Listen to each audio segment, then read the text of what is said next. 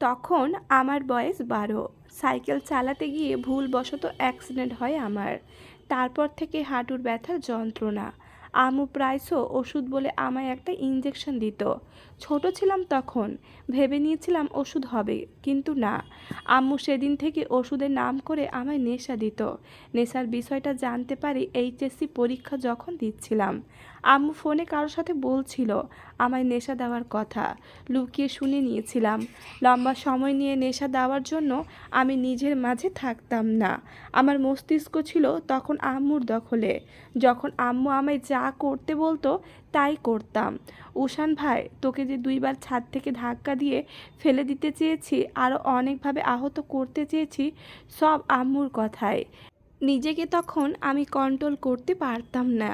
নেশা নিতে নিতে আমার শরীর প্রায় শেষ হয়ে যাচ্ছিল। কাউকে কিছু বলতে পারতাম না। বলতে গেলে আম্মু শিকল দিয়ে পেটাতো।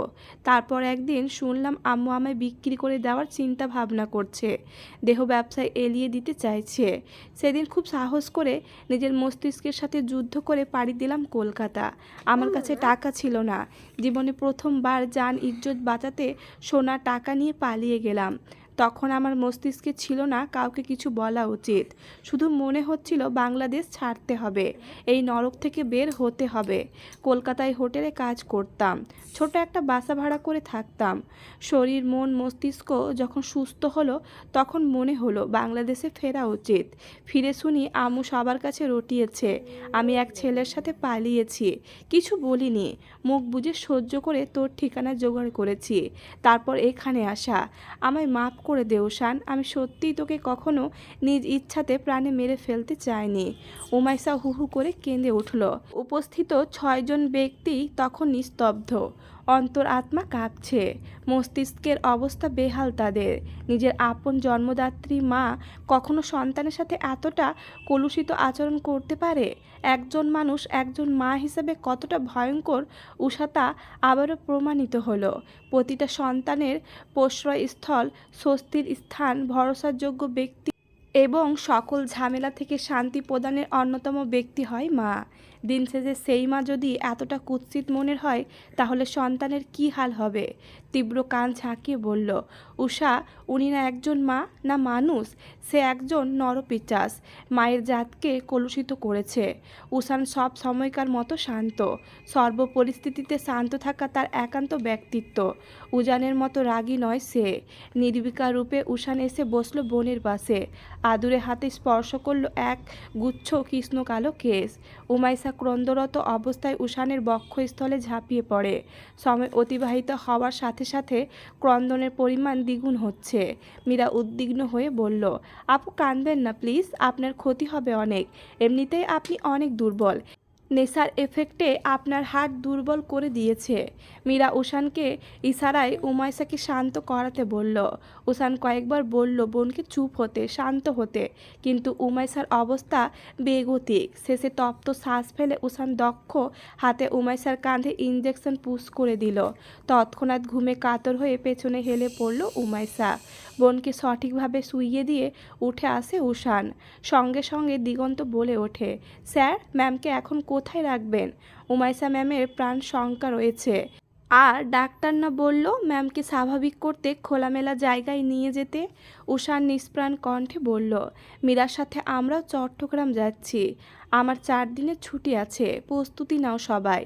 আপুকে ছদ্মবেশে নিয়ে যাব।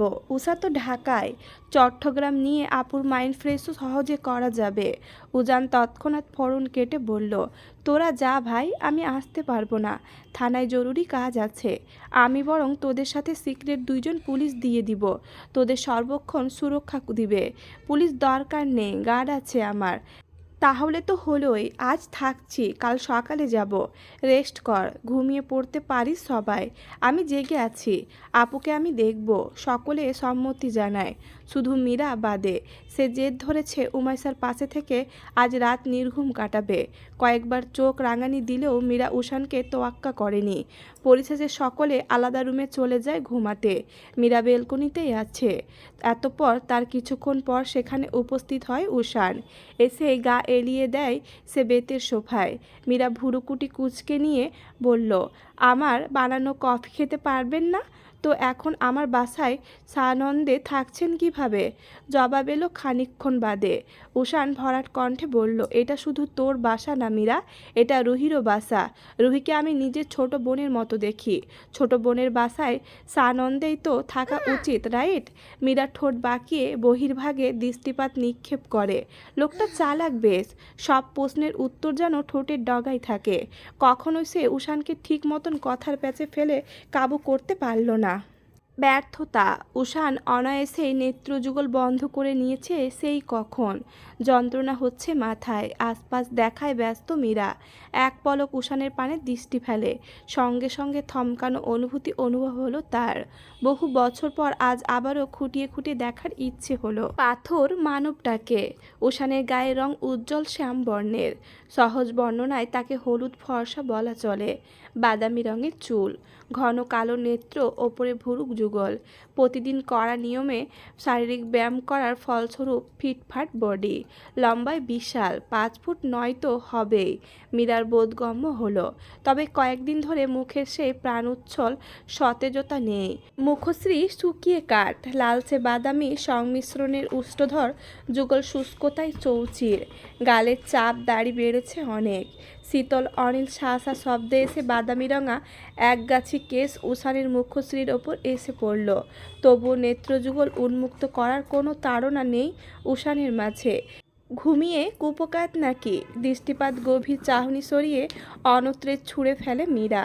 লোকটাকে দেখলে শ্বাস রুখে আসে, যদিও তেমন কোনো বিশেষত্ব নেই উষানের মুখশ্রীতে, তবে চেহারায় উপচে পড়া মায়া আছে শতগুণ।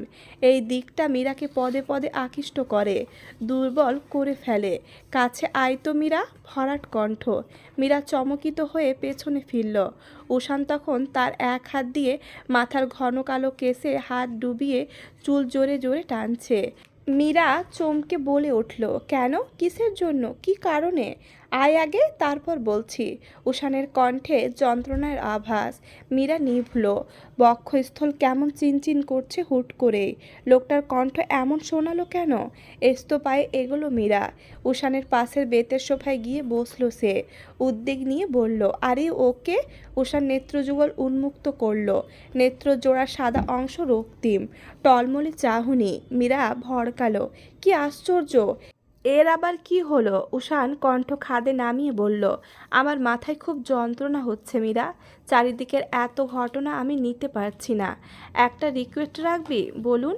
একটু মাথা চেপে দিবি? শুধু চুলগুলো টানলেই হবে, স্পর্শ করতে না চাইলে করার বিন্দু মাত্র দরকার নেই।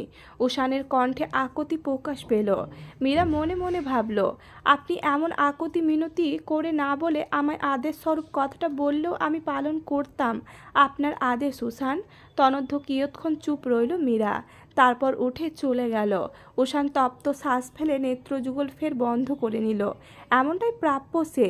কম কষ্ট তো দেয়নি মেয়েটাকে, এখন কেন আবার মীরা তাকে সাহায্য করবে? কিয়ংদশ বাদে। উষান তখন বদ্ধ আঁখিতে মাথার তীব্র যন্ত্রণা সহন করতে ব্যস্ত। শীতল হাতের কোমল স্পর্শ তীব্রতরভাবে সে টের পেল নিজের কপালে। অতীব শীতল ঠান্ডা জ্বলনি অনুভূতি হলো, তারপর স্বস্তি। মীরা মাথা ব্যথা কমানোর জন্য মুভ আনতে গিয়েছিল ভেতরে। মাথায় ধীরস্থির হাতে তরল প্রলেপ লাগিয়ে আস্তে আস্তে চেপে দিতে থাকলো। উষান নেত্রপল্লব উন্মুক্ত করল না, উন্মুক্ত করলেই বিপদ।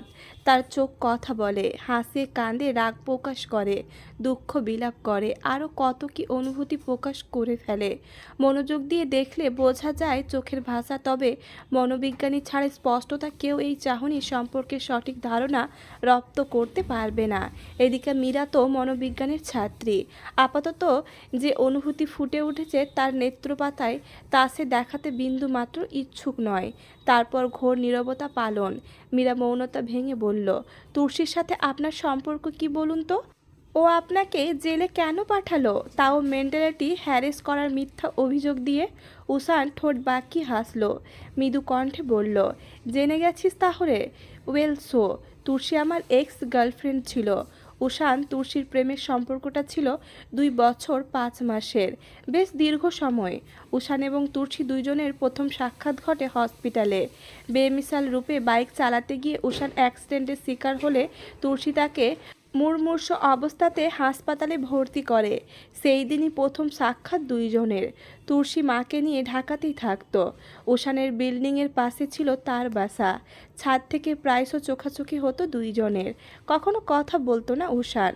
তুর্সি আগ বাড়িয়ে কথা বলতে আসলে সে এড়িয়ে চলতো। নারীর সঙ্গ পছন্দ না তার, যার দরুন এই কর্ম। ব্যবসার কাজে দেশের বাইরে থাকা আয়মান একদিন হুট করেই উষানের ফ্ল্যাটে এসে চমকে দেন, সাথে চমকপ্রদ বার্তার সাথে ছুড়ে দেন তুর্সির সাথে উষানের বিয়ে ঠিক করার ব্যাপারটা। উষান সর্বপ্রথম বাবার সিদ্ধান্তে ঘোর মতবিরোধ করার পরেও কাজ হয়নি। তেমন কোনো জোর দিয়ে বাবাকে বলতে পারেনি বিয়ে করব না। আয়মানের কথার খেলাপ করা উষানের পক্ষে সম্ভব নয়। তোরসার সাথে আলাপ করে ঠিক করেন উষান তুর্সি নিজ পায়ে দাঁড়ালে তবেই তাদের বিয়ে হবে। বিয়ের ব্যাপারটা এখানে স্থগিত হলো। আয়মান ফিরে গেল নিজের কর্মস্থলে। তারপর হতে ঈশান না চাইতেও তুর্সিকে ইগনোর করতে পারেনি। তরুণী তুর্সির চঞ্চলতা, ম্যাচুরিটি, চমৎকার সৌন্দর্য সব মিলিয়ে উষার নারী জাতির প্রতি বোধহয় সেইবার বহু বছর পর একটুখানি নম্র হলো। প্রণয়ন বাঁধনে একটু একটু করে আটকা পড়ল। দুই পরিবারের পক্ষ হতেই ম্যারিটাল কোর্টশিপ এর অনুমতি ছিল। ব্যাস, এখন আর বাধা কিসের? দুইজনে জড়িয়ে পড়ল প্রণয়ের সম্পর্কে। আশেপাশে সকলের কাছে তখন তারা প্রেমিক প্রেমিকা। উষানের দিক থেকে প্রেমটা ছিল পবিত্র, শুদ্ধতম। তবে তুর্সির দিকটা ধোঁয়াশা কেবল। উষান তুর্সি নিয়ম করে প্রতিদিন সময় বের করে ঘুরতে যাওয়া, পার্কে হাত ধরে হাঁটাহাঁটি, একসাথে শপিং করা, লেট নাইট লং ড্রাইভ, আরও কত কি। কিন্তু সময় বহমানের সহিত উষান খেয়াল করল তুর্সির বিশাল পরিবর্তন। ছলনা বলে এক নতুন শব্দ তার সাথে যুক্ত হলো বোধহয়।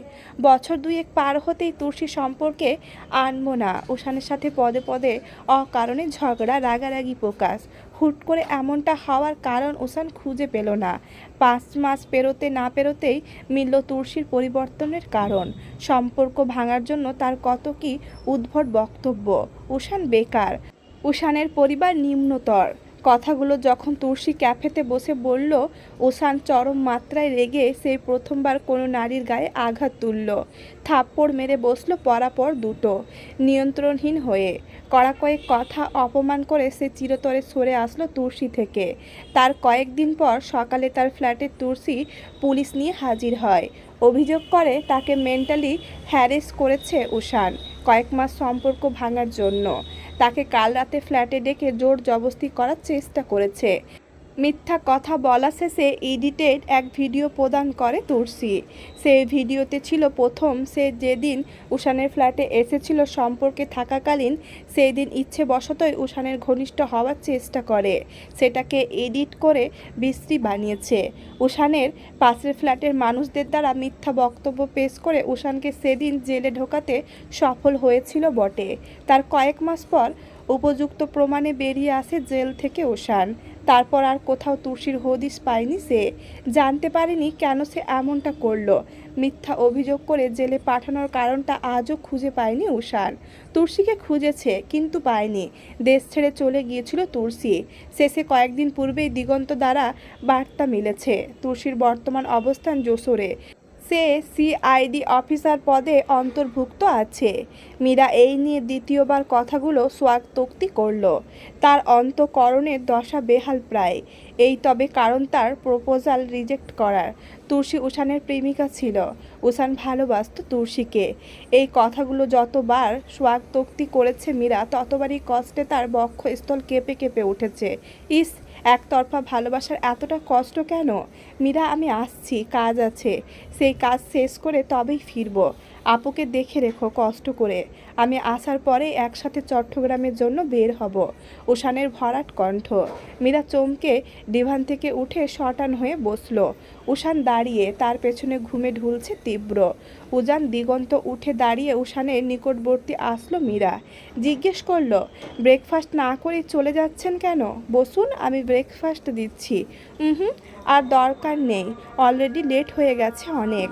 কোনো দরকার পড়লে ফোন দিও।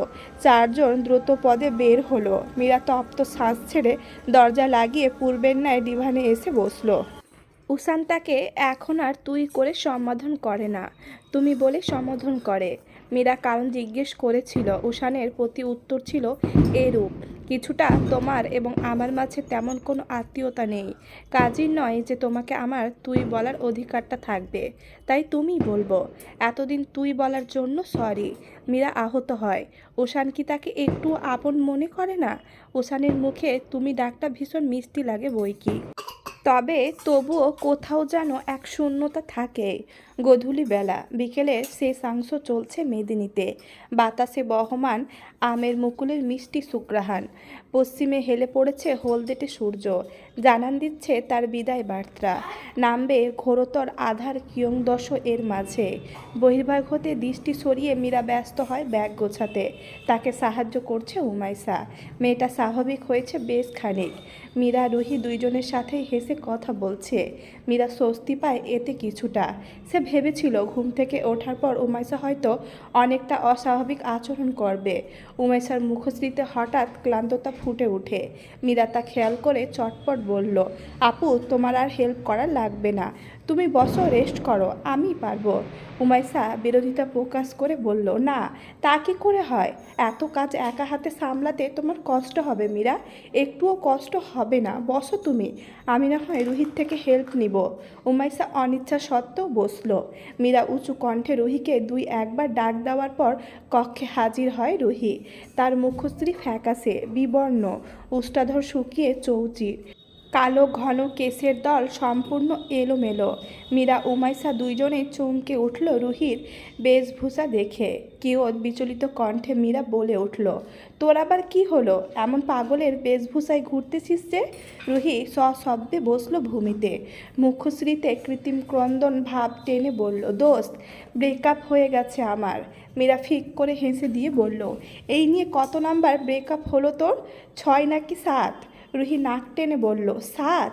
আর খবরদার মীরা, হাসবি না। আমি কষ্ট পাইতেছি আর তুই হাসতেছিস? 100 বার হাসবো। তুই আমার সামনে যতক্ষণ থাকবি ততবারই হাসবো। চুপ কর মীরা, ব্রেকআপের থেকে আমার বেশি কষ্ট হচ্ছে এটা ভেবে আমি এখন সিঙ্গেল। তুই ভাবতে পারতেছিস সিঙ্গেল আমি এখন? জীবনে এত কষ্ট কেন আমার? মীরা হতাশ দৃষ্টিতে তাকালো। দীর্ঘ নিঃশ্বাস ফেলে নিজের কাজে মনোযোগী হলো সে। রুহির দিকে ধ্যান দিয়ে আপাতত লাভ নেই। এই মেয়ের অহেতুক আহাজারি প্রায় ঘণ্টাখানেক ধরে চলবে। আপন মনে বিড়বিড় করতে করতে কক্ষ থেকে প্রস্থান করল রুহি। উমাইসা তখনও হতভম্ব। কি থেকে কি হয়ে গেল বুঝল না সে। মীরাকে স্বাভাবিক দেখে তার কৌতূহল বাড়ল। তৎক্ষণাৎ প্রশ্ন ছুড়ল, এটা কি ছিল মীরা? রুহি এমন কেন করলো?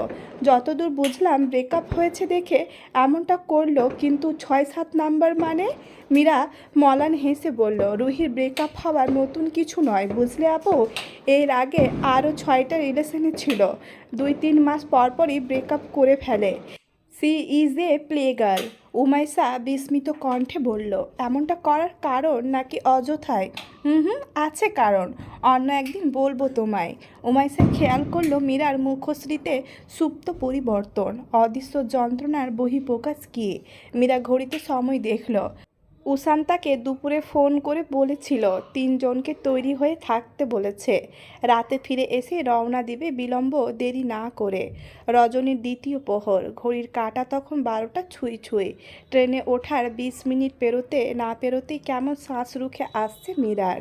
বাধ্য হয়ে উঠে দাঁড়ালো কেবিন থেকে বের হওয়ার উদ্দেশ্যে। উমাইসা এবং রুহি দুইজনেই ঘুমে মগ্ন। এই কেবিনে শুধু তারা 3 জন। পাশের কেবিনে উসান, তীব্র আর দিগন্ত বুক করেছে। মীরা বিড়াল পায়ে বিনা শব্দে এসে দাঁড়ালো ট্রেনের দরজার নিকট। দমকা শীতল হাওয়া তৎক্ষণাৎ তার সর্বাঙ্গ মিষ্টি করে ছুঁয়ে গেল। মীরা নেত্রযুগল বন্ধ করল। টেনে নিতে লাগলো সতেজ অনিল, অনিলে বহমান বুনো ফুলের সুমিষ্ট ঘ্রাণ। কিয়ৎক্ষণ বাদে আনমনা হয়ে নেত্রযুগল বন্ধ থাকা অবস্থায় অস্থিতিশীল পায়ে কাত হয়ে ট্রেনের দরজা দিয়ে বাহিরে পড়ে যেতে নিতেই আঁতকে উঠে মৃদু শব্দে আল্লাহ বলে চেঁচিয়ে উঠতেই হাতে হ্যাঁচকা টান অনুভূতি করল সে। স্পষ্ট উপলব্ধি করল তার কোমরের পেছন বোঝায় শক্তপোক্ত এক বলিষ্ঠ হাত ঘাড়ের কাছে আরেক হাত আগলে ধরে রয়েছে তাকে। মীরা চমকে নেত্রজোড়া উন্মুক্ত করল। সঙ্গে সঙ্গে দৃশ্যমান হলো তার উষানের রুষ্ট চাহনি। তড়িৎ বেগে উষান ছিটকে সরে দাঁড়ালো। বিরক্ত মাখা সুরে বলল, মারা যেতে ইচ্ছুক হলে মারা যাবি সুন্দরভাবে, এভাবে ট্রেনে থেকে ছিটকে পড়ে গিয়ে মরে মজা আছে নাকি? মীরা হকচকিয়ে তাকালো। আশ্চর্য, লোকটা পাগল হলো নাকি? বিস্ময়কর দৃষ্টিপাত নিক্ষেপ করে মীরা বলে উঠল, আশ্চর্য তো, আমি মরতে যাব কেন? মাথা খারাপ হয়েছে আপনার?